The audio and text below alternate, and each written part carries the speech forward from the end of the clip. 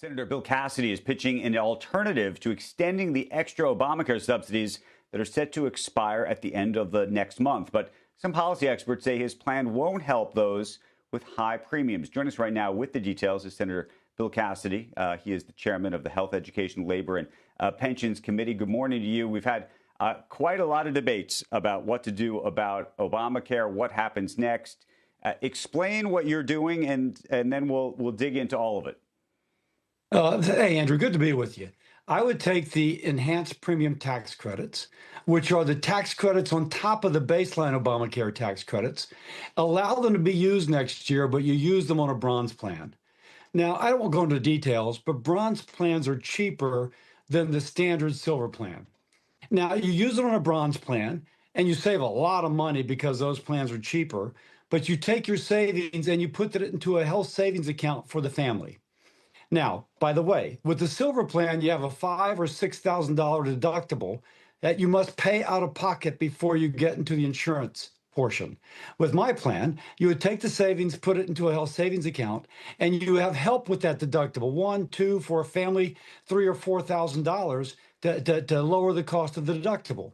You save money on the premium, you save money on the deductible, you save money as a family. It's a good plan.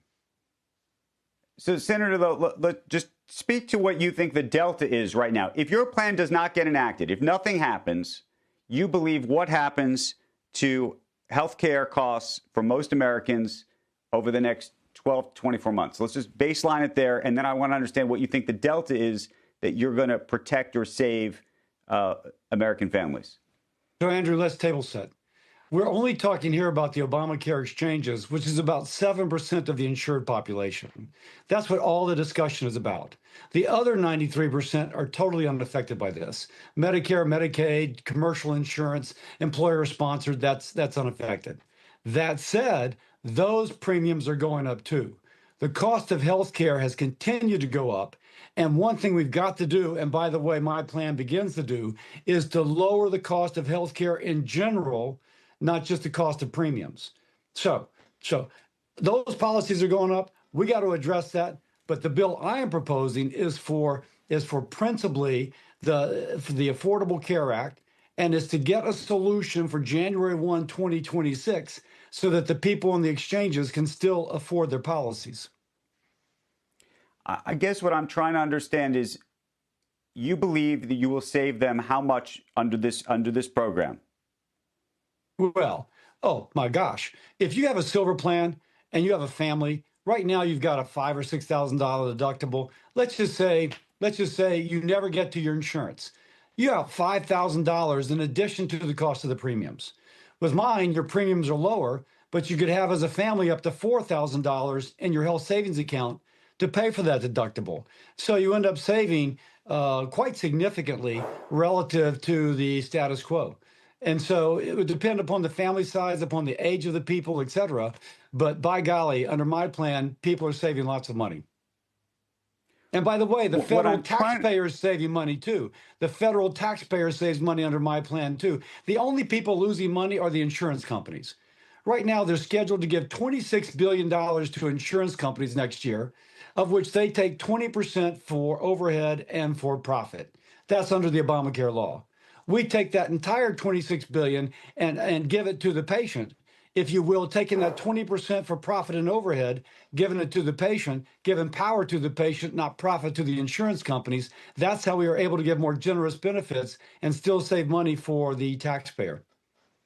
Right. Senator, the critique, though, as you know, is that customers with sky-high premiums effectively don't get help through this plan. Is that wrong? And I ask because if you look at some of the critique that people like Chuck Schumer have made, they think that effectively what you're trying to do is privatize health insurance. So one, they still get help. At the outset, I said we continue the enhanced premium tax credits. So nobody who's at 600% of federal poverty would pay more than 8.5% of their premium. We keep that, but we make it a bronze premium, not a silver premium. And by the way, privatize insurance. You give the patient the power of the purse. You give her the power over her health and over the power of her pocketbook. That's a good privatization. And you're taking it away from insurance companies that take 20%, who, by the way, are private entities, which take 20% for profit and overhead. I'm not bashing insurance companies, but if I have a choice to give 20% of 26 billion to insurance companies, or 100% of 26 billion to the people, to the patient, to the consumer, I'm voting for the patient. I'm gonna vote for her because she's going to do a better job getting the care she knows she needs, as opposed to the care the insurance company gives her permission to get. No, I understand that, but when you think about an HSA, at least my understanding of it is that if you have an out-of-pocket cost like a deductible, that can't go towards the premiums. Am I wrong? So I'm not quite sure what your question is, Andrew, but if you have a deductible or a copay, your health savings account can pay for it. And people say, well, wait a second, only rich people can fund health savings accounts. No, under our plan, it is pre-funded with the savings that come from giving the money to the patient, not to the insurance company. So now, no matter what your income level, it will be funded so that you can actually use it for your deductible, your copay. By the way, you can also use it for eyeglasses, for dental work, for your child's orthodontia that traditional insurance doesn't pay for. Much more flexible, giving the patient the power for the insurance, for the health care that she knows she needs, as opposed to the health care that the insurance company gives her permission to get. Okay, I'm just going to read you something, and then you tell me if I'm wrong, and this is where I was getting this from before. I had seen a report from the Center of Budget and Policy Priorities, also saw Senator Jeanine Shaheen say the following, that an HSA, quote, doesn't address the immediate need that people have because HSAs expressly prohibit using the funding to pay for premiums, and it's the premium increase that people are concerned about. So we actually continue to use a portion of the money to pay down the premiums for those for whom it's too high. But for most people, the bronze premium is cheaper than the limits that are already established because the bronze is just cheaper than a silver plan. And so we actually continue to limit the out-of-pocket responsibility for the insured to that which was under the Biden proposal. We continue that for a couple of years, but we're using a cheaper policy, so it's easier to do. That gives us savings to put into the health savings account. And then, Senator, just handicap it. I mean, what's the chance that this actually happens, given where all the different sides are right now? I think I'm the best game in plan, in town, if you will. And I say that because it's not a Republican plan. It's not a Democratic plan. It's an American plan. And it can appeal to a Jeanine Shaheen who wants to make sure that someone can still afford their premiums. It can appeal to a President Trump who wants to give almost all the money to the patient and not to the insurance company. It can appeal to the consumer because she has control over her pocketbook.